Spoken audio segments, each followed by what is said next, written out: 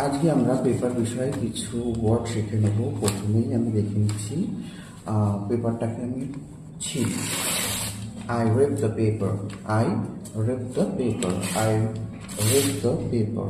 Very good. I rip the paper হলো পেপারগুলোকে ছেঁড়া হলো।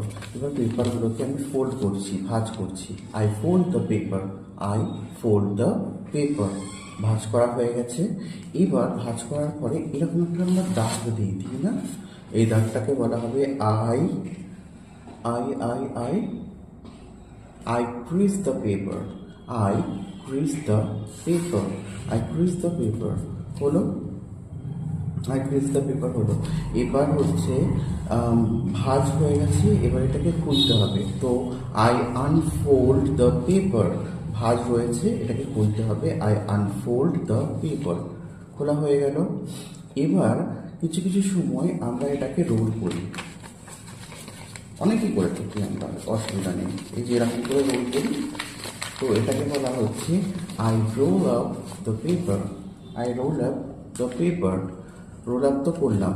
এরপরে কিছু কিছু সময় আমরা যেমন খেলার ছলে এরকম এরকম করি পেপারগুলোকে, করি না? এই যে দলা পাখে, তো এটাকে বলা হবে I crumple the paper, I crumple the paper. এবার এটা করলেও হবে না, আমি এবার এরকম বলও করে ফেলি অনেক অনেক সময়, আমরা করি তো অনেক সময়।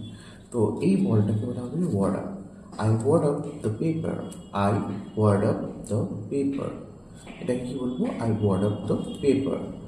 এবার আমরা এই যে বল তৈরি করে দিলাম পেপারটার ওপরে, তোমার হচ্ছে পেপারটা এবার ভাঁজ হয়ে গেল এলোমেলোভাবে। এই যে, তো এই জায়গাগুলো এগুলোকে বলবো আমরা ইংরেজিতে যে এই পেপারটা হচ্ছে রিঙ্কল অবস্থায় এসে গেছে। The paper is wrinkled, the paper is রিঙ্কলড।